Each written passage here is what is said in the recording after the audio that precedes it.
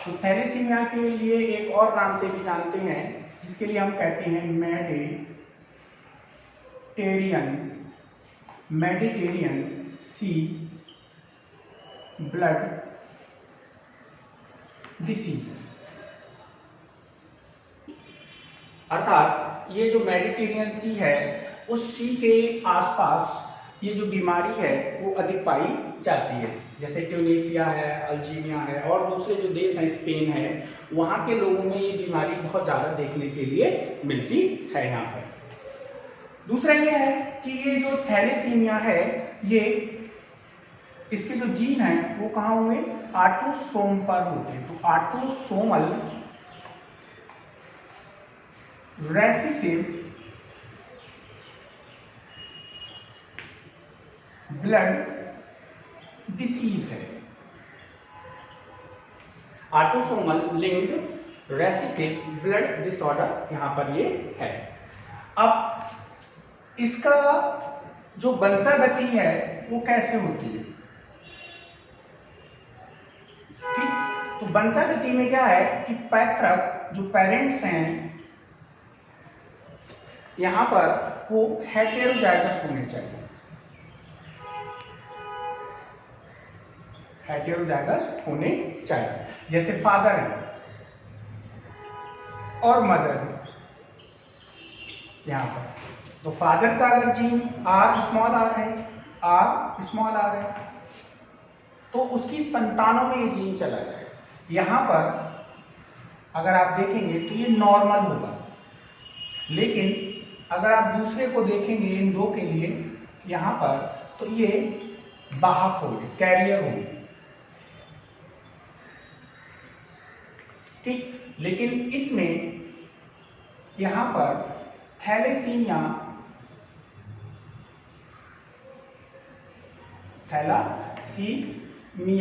जो बीमारी है वो देखने के लिए यहाँ पर मिलेगी। तो यहाँ पर क्या मिलेगा, थैलेसीमिया जो बीमारी है वो इस प्रकार के जीन में देखने के लिए मिलेगी। तो यहाँ फादर अगर हेटेरोजाइगस है, मदर हेटेरोजाइगस है, तो वहां पर ये दिखेगा नहीं। क्यों नहीं दिखेगा, क्योंकि यहाँ पर ये क्या है, रेसेसिव पर है, जीन इसका रेसेसिव पर है यहाँ पर। लेकिन उसकी संतानों में जब दोनों जीन एक जगह आ जाएंगे, यहाँ पर दोनों रेसेसिव इकट्ठे हो जाएंगे, तब ये इसके जो लक्षण है वो दिखाई देने लगेंगे।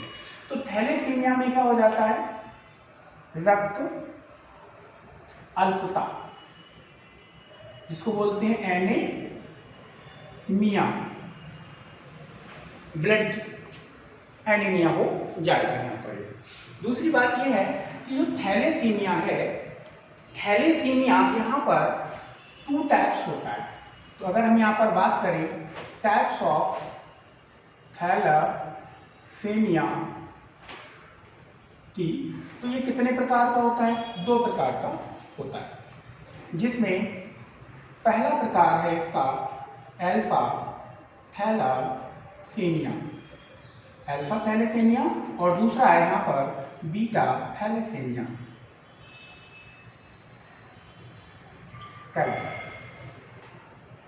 अल्फा थैलेसीमिया में क्या होगा और बीटा थैलेसीमिया में क्या होगा, क्योंकि यहाँ पर ये ब्लड से संबंधित है। अब ये आरबीसी है, रेड ब्लड सेल्स है, तो रेड ब्लड सेल्स में अल्फा और बीटा ग्लोबिन होते हैं, यानी प्रोटीन की चैन होती है, जिनको हम अल्फा और बीटा ग्लोबुलिन बोलते हैं यहाँ पर। अल्फा बीटा ग्लोबुलिन 2 प्रकार के यहाँ पर होंगे। तो इसमें यहाँ पर क्या हो जाएगा, अल्फा थैलेसीमिया में अल्फा ग्लोबिन का संश्लेषण कम होगा और इसमें बीटा ग्लोबिन का संश्लेषण कम होगा, ठीक। अब अल्फा थैलेसीमिया के जो जीन हैं वो पाए जाते हैं 16 नंबर क्रोमोसोम पर, 16वें गुणसूत्र पर होते हैं। जबकि बीटा थैलेसीमिया के जो गुणसूत्र हैं, वो जो जीन है वो पाए जाते हैं 11वें गुणसूत्र पर होते हैं, गुणसूत्र पर होंगे यहाँ पर। 11वें गुणसूत्र पर देखने के लिए मिलेगी। अब यहाँ पर जो जीन होते हैं, अगर हम यहाँ पर जीन की बात करें तो यहाँ पर जो जीन देखने के लिए मिलते हैं उन जीन के लिए हम कहते हैं HVA1। दूसरा जो जीन होता है HVA2, HVA2 कहते हैं इसे। तो अब यहाँ पर पेयर कितने हो गए इन जीनों के? दो इसके कुल जीन कितने हो गए? 4 हो गए। 4 जीन यहाँ पर हो गए। तो जीन में जितना ज्यादा म्यूटेशन होगा, क्योंकि थैलेसीमिया का जो कारण है वो क्या है? म्यूटेशन है भाई, गुणसूत्रों में म्यूटेशन है। इसके अलावा एक दूसरा कारण भी है यहाँ पर, वो है कि विलोपन, डिलीशन बोलते हैं। जैसे कोई डीएनए के अंदर न्यूक्लियोटाइड पेयर है, वो क्या हो जाए? उसका विलोपन हो जाए। तो यहाँ विलोपन भी इसका एक कारण है।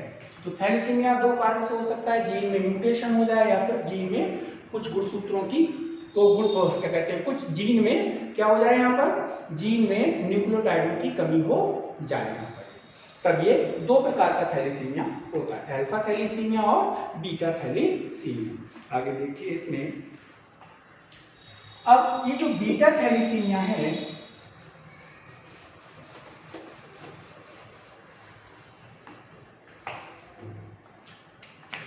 ये 2 प्रकार का होता है बीटा थैलेसीमिया। एक को हम यहां पर बोलते हैं थैलेसीमिया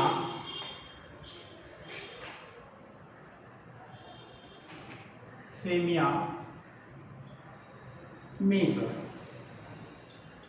और दूसरा होता है थैलेसीमिया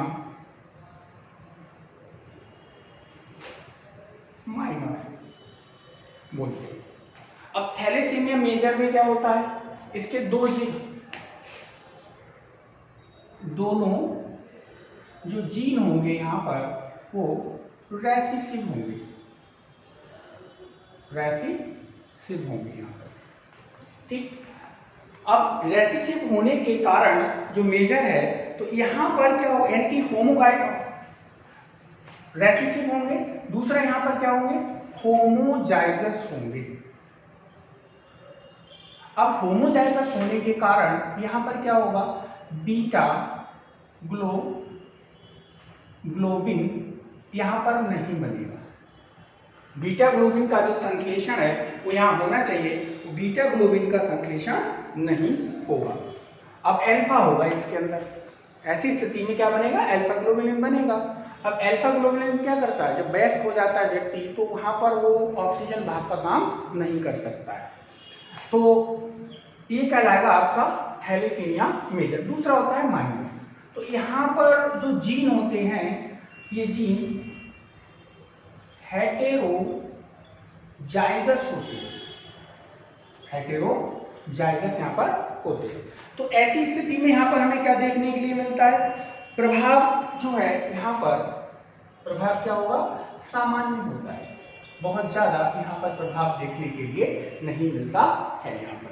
तो एक बार फिर से रिपीट कर लेते हैं, वही थैलेसीमिया को मेडिटेरियन सी डिसीज भी इसके लिए कहते हैं। तो यहाँ पर क्या हो जाता है?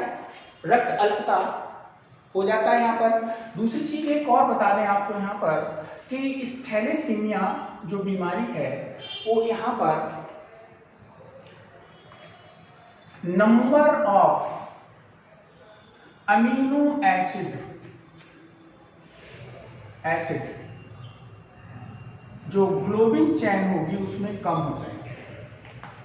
Number of amino acid globin में क्या होंगे?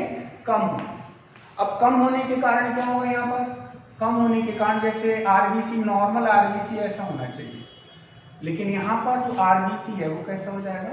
लगभग कुछ चौकोर जैसा यहाँ पर होगा। ये थैलेसीमिया के कारण देखने के लिए मिलेगा। तो थैलेसीमिया यहाँ पर एक प्रकार की परिणात्मक समस्या है, एक प्रकार का यहाँ पर क्या है, जो रिजल्ट आता है अमीनो एसिड्स का वो कम हो जाता है यहाँ पर। तो यहाँ पर क्वांटिटेटिव डिसऑर्डर है, क्वांटिटेटिव डिसऑर्डर भी इसके लिए कहते हैं। बाकी का यही है टाइप्स ऑफ थैलेसीमिया दो प्रकार का होता है, अल्फा और बीटा। अल्फा के जो जीन है वो कहाँ होंगे, 16 यानी कि 16वें नंबर के क्रोमोसोम पर होंगे, और बीटा के कहाँ होंगे, 11वें नंबर पर होंगे। अब 16वें नंबर पर जीन कौन होंगे, HBA1 और HBA2। तो यहाँ पर जो कुल जीन कितने हो जाएंगे, 4 जीन हो जाएंगे। जितने ज्यादा जीन प्रभावित होंगे उतना ज्यादा यहाँ पर थैलेसीमिया का प्रभाव देखने के लिए मिलता है। इसका एक एग्जाम्पल यहाँ बताते हैं आपको दूसरे वाले में, जैसे थैलेसीमिया मेजर। तो थैलेसीमिया मेजर में क्या हुआ भाई, दोनों जीन यहाँ पर क्या हो गए, रेसेसिव हो गए। रेसेसिव जैसे अभी हमने आपको क्रॉस समझाया, तो दोनों RR हो गए, जिसके कारण क्या हुआ, बीटा ग्लोबिन नहीं बनेगी। बीटा ग्लोबिन नहीं बनेगी तो क्या हो गया, मेजर थैलेसीमिया हो गया। अब यहाँ पर क्या है, एक हेटेरोजाइगस होगा। हेटेरोजाइगस का मतलब एक कैपिटल R एक स्मॉल r होगा। तो यहाँ पर प्रभाव क्या होगा, सामान्य होगा। अगर एक जीन बढ़ जाता है तो यहाँ पर प्रभाव हमें ज्यादा देखने के लिए मिलेगा।